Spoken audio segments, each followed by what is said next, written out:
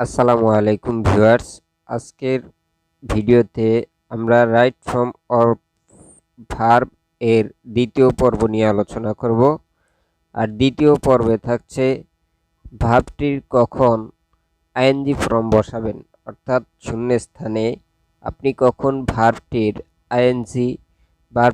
সাথে আইএনজি যুক্ত করবেন, সে সমস্ত নিয়ম নিয়ে আমি আজকের দ্বিতীয় পর্ব সাজিয়েছি আপনাদের জন্য।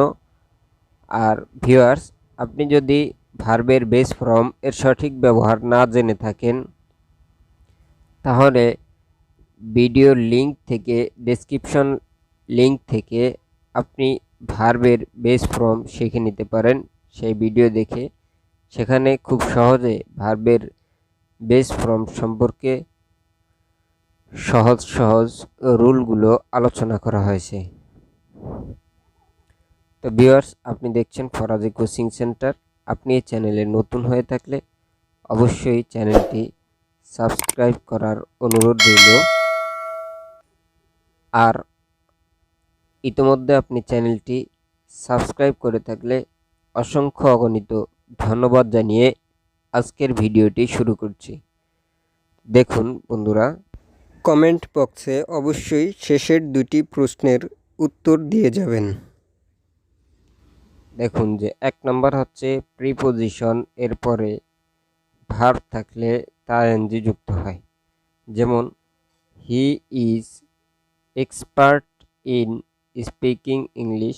দেখুন আমি কালো কালি দিয়ে আইডেন্টিফাই করে দিয়েছি। ইন হচ্ছে এখানে প্রিপোজিশন। ইন এর পরে স্পিক শব্দটি হচ্ছে ভার্ব, এর সাথে আইএনজি যুক্ত হয়েছে speaking English. He is expert in, in হচ্ছে প্রিপোজিশন, ইন স্পিকিং ইংলিশ। 2 নম্বরে হচ্ছে ভার্ব দিয়ে বাক্যটি শুরু হলে ওই ভার্বটি আইএনজি যুক্ত হয়। দেখুন বন্ধুরা, স্মোক শব্দটি হচ্ছে ভার্ব, এর সাথে ভার্ব দিয়ে বাক্যটি শুরু হওয়ার কারণে আইএনজি যুক্ত হয়েছে smoking is a bad habit. অর্থাৎ ভার্ব দিয়ে বাক্য শুরু হলে, কোনো বাক্যের শুরুতে ভার্ব থাকলে ওই ভার্বটি আইএনজি যুক্ত হবে। যেমন smoking is a bad habit. Number 3 হচ্ছে সেন্টেন্সে দুইটি ভার্ব থাকলে দ্বিতীয় ভার্বটি আইএনজি যুক্ত হবে। যেমন দেখুন, would you mind taking a cup of tea. এখানে একটি ভার্ব রয়েছে এবং টেকিং একটি ভার্ব, দুইটি ভার্ব রয়েছে। আমরা এখানে দ্বিতীয় ভার্বটির নিয়ম অনুযায়ী দ্বিতীয় ভার্বটির সাথে আইএনজি যুক্ত করতে হবে, তাই এখানে টেকিং শব্দটি ব্যবহার করা হবে। এ কাপ অফ টি, অর্থাৎ সেন্টেন্সে দুইটা ভার্ব থাকলে, দুইটি ভার্ব থাকবে যদি কোনো সেন্টেন্সে, তখন দ্বিতীয় ভার্বটিকে আইএনজি যুক্ত করতে হয়। দ্বিতীয় ভার্বটির সাথে আইএনজি যুক্ত হবে। যেমন would you mind taking a cup of tea. দেখুন দুইটি ভার্ব থাকার কারণে, একটি ভার্ব একটি ভার্ব, এই দুইটি ভার্ব থাকার কারণে দ্বিতীয়টির সাথে আমরা আইএনজি ফর্ম ব্যবহার করেছি। অথবা বন্ধুরা, যদি আপনি এই দ্বিতীয় ভার্বের সাথে আইএনজি ফর্ম যুক্ত না করতে চান, তাহলে সেক্ষেত্রে এই ভার্বের পূর্বে একটি টু বসিয়ে ওই ভার্বটির বেস ফর্ম বসাবেন। আপনারা এই উদাহরণটির প্রতি লক্ষ্য করুন। দেখুন যে they would like to play cricket. এখানে একটি ভার্ব রয়েছে এবং প্লে একটি ভার্ব রয়েছে। আমরা এই দ্বিতীয় ভার্বটিকে আইএনজি ব্যবহার করি নেই এখানে, তাই এখানে টু বসাতে হয়েছে। অর্থাৎ টু এর পরে ভার্বের বেস ফর্ম বসে, এটা আমরা জানি। কিন্তু দেখুন এখানেও যে they would like to play cricket, দুইটি ভার্ব রয়েছে। দুইটি ভার্বের দ্বিতীয় ভার্বটি হয়তো আইএনজি যুক্ত হবে অথবা 2+V1 হবে। আপনারা 3 নম্বরের এই গুরুত্বপূর্ণ রুলটি মনে রাখবেন। নাম্বার 4 হচ্ছে ফিমেল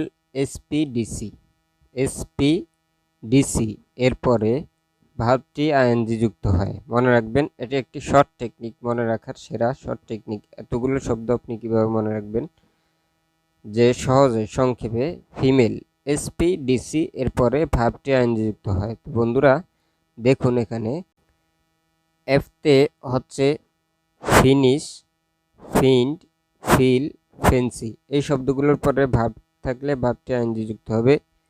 তারপরে এই ইতে হচ্ছে এনজয়, এনজয়ের পরে ভার্ব থাকলে ভার্বটি আইএনজি যুক্ত হবে। ফিমেলের এমতে হচ্ছে মাইন্ড, এরপরে ভার্ব থাকলে ভার্বটি আইএনজি যুক্ত হবে। ফিমেলের এতে হচ্ছে অ্যাডমিট, অ্যাভয়েড, এদের পরে ভার্ব থাকলে ভার্বটি আইএনজি যুক্ত হবে। ফিমেলের এল দ্বারা বোঝানো হয়েছে লুক ফরওয়ার্ড টু এবং লাইক, এই দুটি শব্দের পরে ভার্ব থাকলে ভার্বটি কোনো নিয়ম ছাড়াই আইএনজি যুক্ত হবে। এরপর হচ্ছে এসপিডিসি, এসপি এর এস দ্বারা সি স্টপ বোঝানো হয়েছে। এই দুইটি ওয়ার্ডের পর কোনো ভার্ব থাকলে সেই ভার্বটি নিয়ম ছাড়াই আইএনজি যুক্ত করে দিবেন। এরপরে পিতে হচ্ছে প্রিফার, পাস্ট, প্র্যাকটিস, এই শব্দগুলোর পরে কোনো ভার্ব থাকলে ভার্বটি অবশ্যই আইএনজি যুক্ত হবে। ডিতে হচ্ছে ডিনাই, ডিতে ডিনাই এবং সিতে হচ্ছে can not help, could not help ইত্যাদি। এই শব্দগুলোর পর ভার্বটি অবশ্যই চোখ খেটে আইএনজি ফর্ম যুক্ত করবেন। এছাড়াও be used to, get used to, with a view to এবং ওর্থ, এই শব্দগুলোর পরেও ভার্বটি আইএনজি যুক্ত হয়।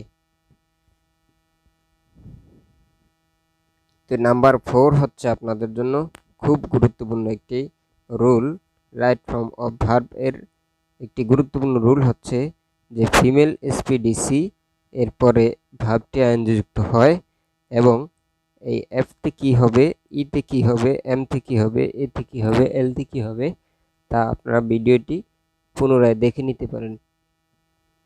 এবং অবশ্যই বন্ধুরা ভিডিওটি ভালো লেগে থাকলে চ্যানেলটি সাবস্ক্রাইব করে লাইক শেয়ার করে দিন আপনার বন্ধুদের মাঝে এবং শেষ পর্যন্ত দেখতে থাকুন। আমরা আর মাত্র গুরুত্বপূর্ণ, অতি গুরুত্বপূর্ণ দুইটি রুল যেগুলো বিভিন্ন পরীক্ষায় ঘুরে ফিরে এসে থাকে, সেই দুইটি রুল নিয়ে আলোচনা করেই আজকের ভিডিওটি শেষ করব। তো ধৈর্য ধরে ভিডিওটি শেষ পর্যন্ত দেখতে থাকুন। 5 নম্বর রুলটি মনে রাখবেন, এটি হচ্ছে যে সর্বদা প্রিপোজিশন এর পরে ভার্বটি আইএনজি যুক্ত হয়, তবে টু এর পরে ভার্ব থাকলে তখন সেই ভার্বটির বেস ফর্ম বসে। আপনারা লক্ষ্য করলে দেখতে পাবেন বন্ধুরা, এখানে এই যে টু এর পরে ভার্ব রয়েছে লিভ, এখানে ভার্বের বেস ফর্ম বসানো হয়েছে, কিন্তু প্রথম উদাহরণে হি গিভ আপ প্লেইং ফুটবল, এখানে আপ হচ্ছে প্রিপোজিশন, এই প্রিপোজিশনের পরে ভার্ব বসানোর কারণে প্লেইং যুক্ত হয়েছে। আর এখানে টু হচ্ছে প্রিপোজিশন, এই টু এর পরে সর্বদাই ভার্বের বেস ফর্ম বসে।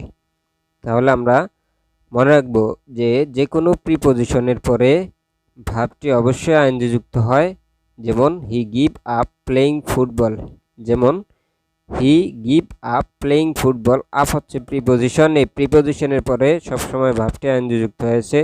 আর টু রয়েছে, টু প্রিপোজিশনের পরে ভার্বের বেস ফর্ম বসানো হয়। নাম্বার 6 অর্থাৎ 6 নম্বর হচ্ছে যে হোয়াইল এর পরে সাবজেক্ট না থাকলে ভার্বটি আইএনজি যুক্ত হয়। যেমন দেখুন যে my uncle arrived while I was cooking the dinner.